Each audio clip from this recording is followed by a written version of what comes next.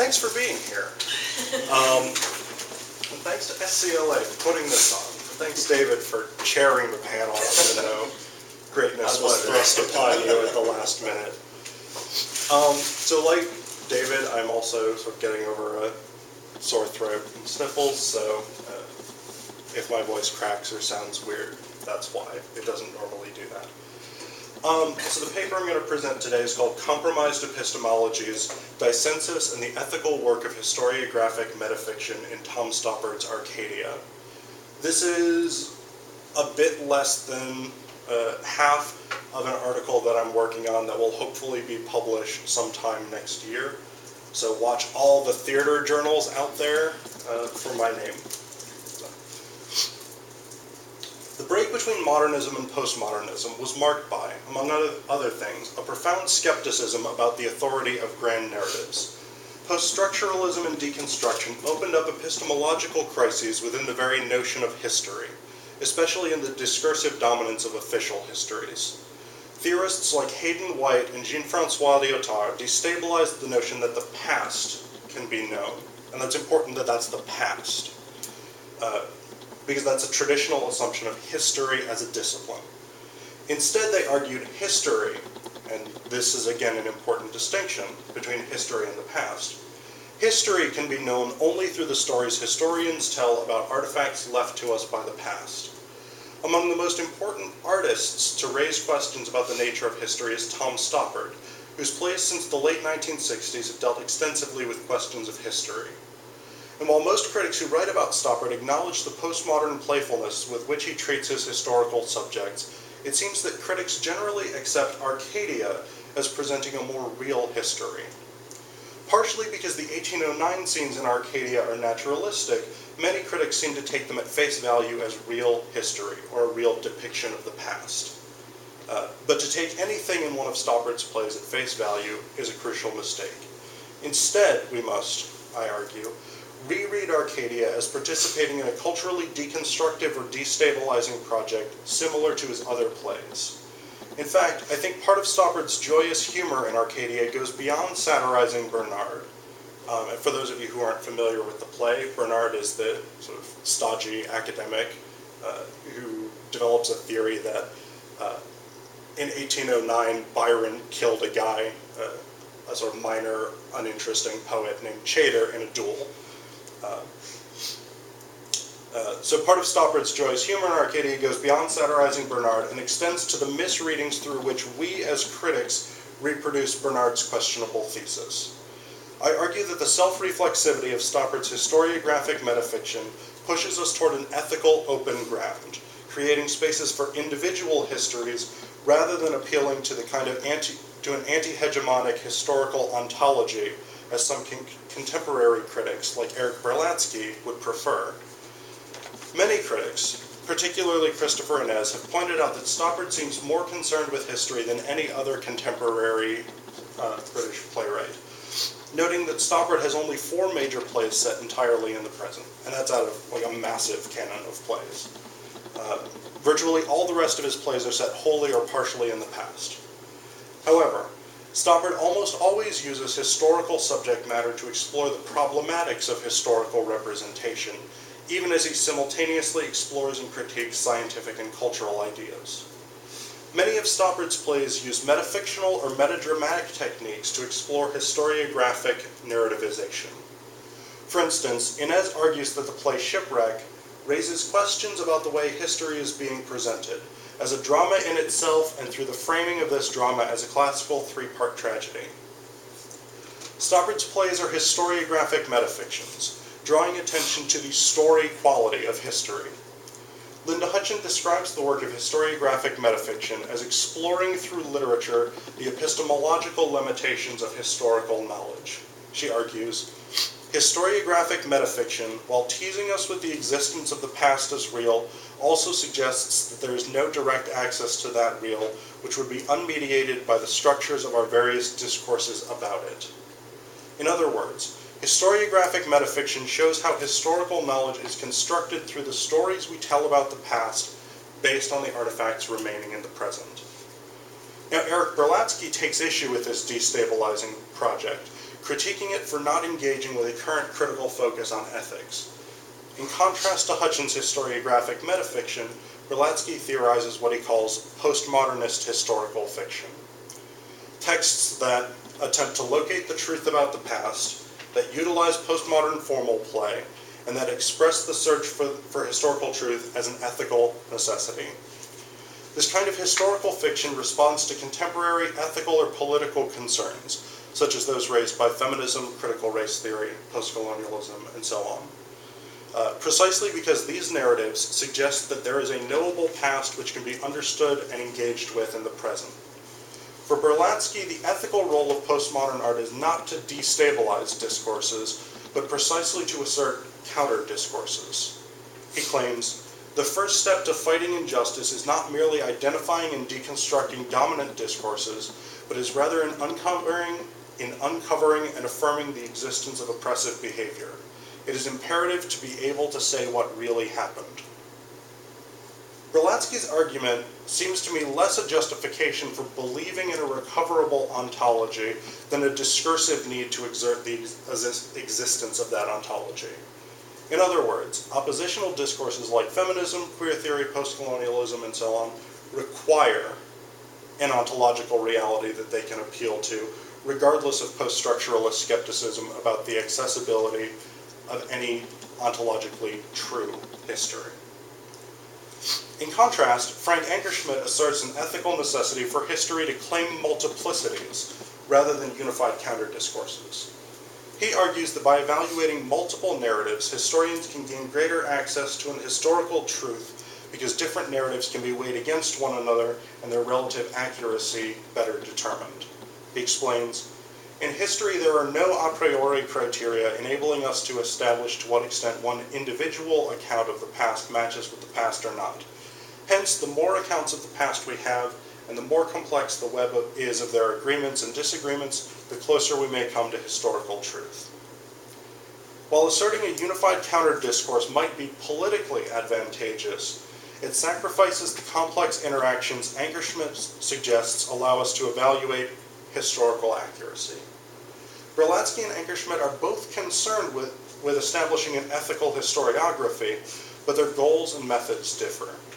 While Berlatsky desires a kind of narrative corrective to compete with hegemonic histories, Ankerschmidt believes that the best approach to historical truth is through a relativistic comparison of as many histories as possible, weighing them all against each other. Ankerschmidt's relativistic historiography seems more ethically consistent with the multiple spaces of discourse created by Hutchins' historiographic metafiction, and, I argue, by Stoppard's plays. Now, in writing about Arcadia, many critics seem to lose sight of Stoppard's penchant for playful historiographic metafiction, instead taking for granted the reliability of the Regency scenes as a legitimate history against which the claims of the contemporary historians, Bernard and Hannah, can be measured and ultimately confirmed, as with Hannah's theory, or rejected, as with Bernard's. Now, critics often focus on Bernard's ostensibly incorrect theory, and in focusing on Bernard, they assume that the 1809 scenes are an ontological reality rather than the qualified and problematized epistemology of historiographic metafiction. And I apologize in advance because this section is really quote heavy. For instance, take a drink.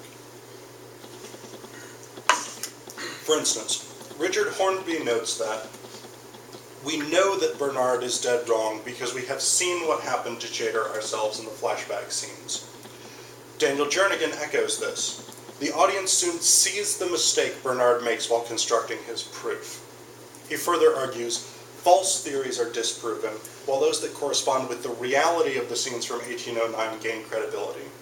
Theories that begin as interpretive constructions are reconstructed to mirror the truth more accurately.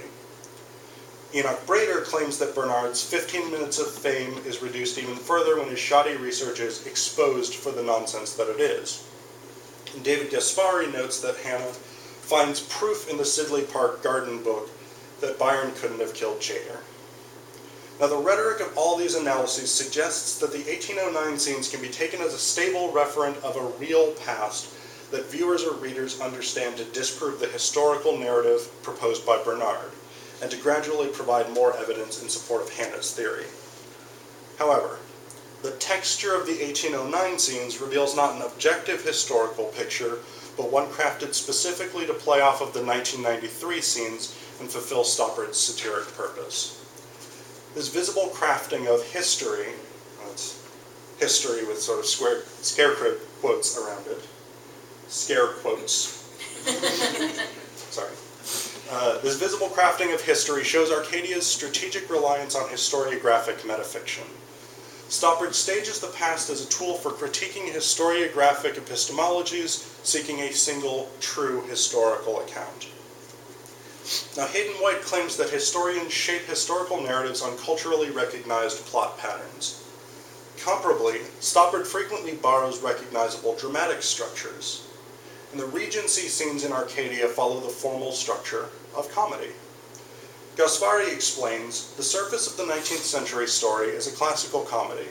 Cuckolds and carnal embraces, challenges to duel, absconding in the night, chains of unrequited amours, X pursuing Y pursuing Z, unintended encounters at bedroom doorways, all taking place off stage and known to the audience by hearsay alone.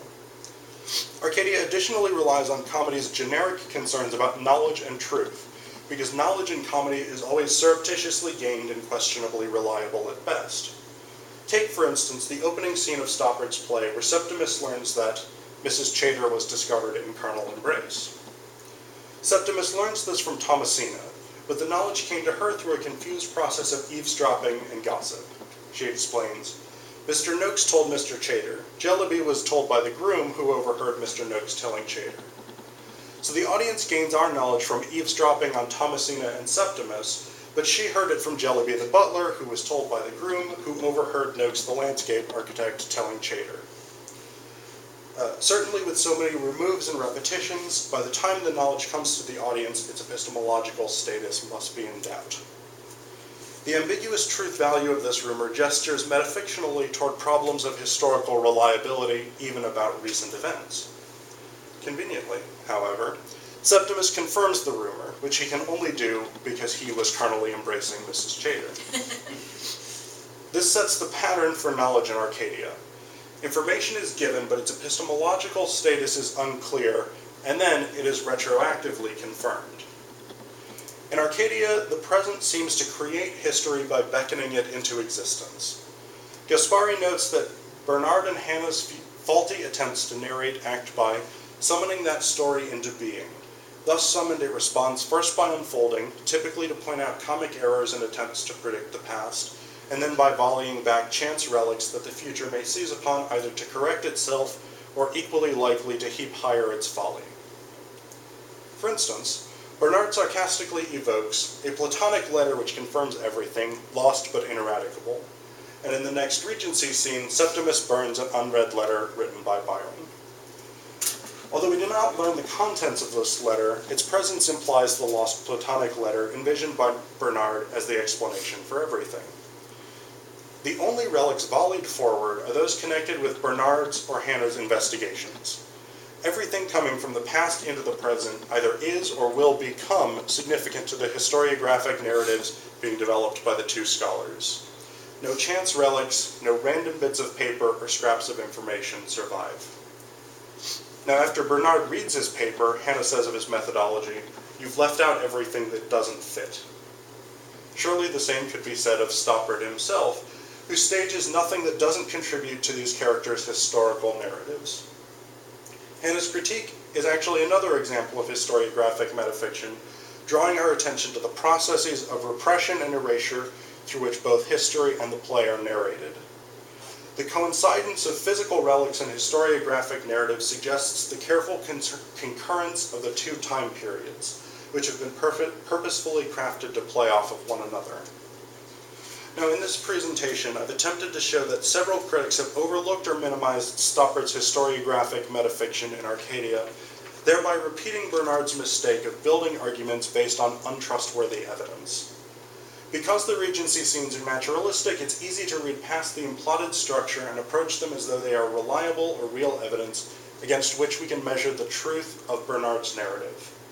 A more thorough reading of Arcadia takes it as a refined, and I say refined even by Stoppard's high standards, historiographic exercise. Stoppard uses historiographic metafiction, especially in satirizing Bernard, to engage in an ethical project of creating dissensus, of opening up gaps within ideology. Jacques Rancière describes dissensus as not a confrontation between interests or opinions. It is the demonstration, manifestation, of a gap in the sensible. Self-reflective strategies in historiographic metafiction point to the narrativizing methodology inherent in all histories, thereby undermining every history's, whether implicit or explicit, claim to represent an ontological truth. So in other words, dissensus asks us to question the things that we would accept as sort of fundamentally true. It's not a difference of opinion. It's not the French Revolution was a heroic struggle versus the French Revolution was violent, was a sort of brutal, violent class uprising. It's a question of why should we determine a narrative of the French Revolution. So dissensus is sort of asking us to think on a different level. My explanation here isn't very clear, I realized. So I gave you that sort of off the top of my head one. So, all right, while Berlatsky might not like Stoppard's refusal to assert a counter-discourse, it's important to remember that Stoppard produces a purposefully apolitical drama. His plays rarely commit to the kinds of ethical causes Berlatsky identifies. So again, things like feminism, post-colonialism, queer theory, critical race theory, and so on and so on. So instead of supporting specific causes, the dissensus created by historiographic metafictions opens up spaces for radically individual truths. Rather than prompting the collective opposition ideologies, Berlatsky identifies with the ethical turn. The ethical project of Stoppard's work relies on multiple possibilities because historiographic metafiction exposes the impossibility of establishing a singular ontological truth. This means that individuals can challenge and undermine dominant discourses through new interpretations and explanations, new narrativizations of history. Stoppard may believe in a more accurate historical narrative, but that accuracy will be achieved by evaluating multiple historical claims relativistically, rather than accepting a singular discourse, whether dominant or oppositional. Stoppard shows the ethical importance of constantly questioning and undermining the narrative processes through which historical knowledge and ideology is made.